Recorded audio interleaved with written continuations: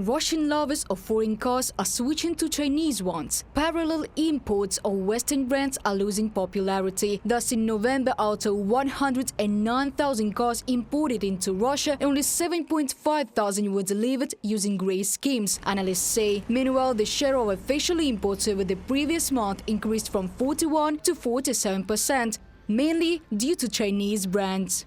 It is not so much the sanctions that work, but the restrictions imposed by the Russian authorities, increasing their recycling fee, closing loopholes for inexpensive imports through neighboring countries. Since August 1st, the recycling fee has increased from 2 to 3 times, and since October 26, the ability to import cars from the countries of the Eurasian Economic Union at preferential rates for individuals has been sharply limited. As a result, the fee for powerful cars with mileage has increased hundreds of times, and the import of used cars has rolled back to 2021 levels. Sergei Udalov, executive director of Avtostat, in a comment to the Moscow Times.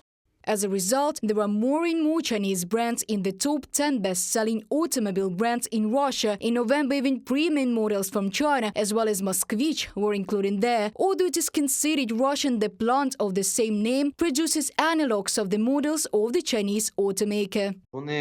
They are making loud statements that we will resume production of some Moskvich, or we will launch the Avtovaz plant and make Ladas. You must understand that in the first and second cases, they completely lack any of their own development. They simply, neither technically nor even theoretically, can begin to develop some sort of a car, because they probably have only those old drawings remaining, drawn somewhere at the level of 1990s. It's also not easy to buy a used Western foreign car. There are fewer offers, and prices have skyrocketed. Thus, the average price of a car offered on a popular classifieds website has increased by more than 1.5 times in a year. Also in November in Russia, for the first time, the share of Western premium car brands decreased to 2% in sales. This is due to the lack of original components, warranty programs and service systems. Therefore, Russians are increasingly looking towards the Chinese automobile industry. The question is how these Chinese brands will enter the car market. Will they make official representations, or will they do it in such a way that a Chinese car magically turns into a Moskvich by means of a plastic badge glued to the hood? That is, the question is how they will develop it all.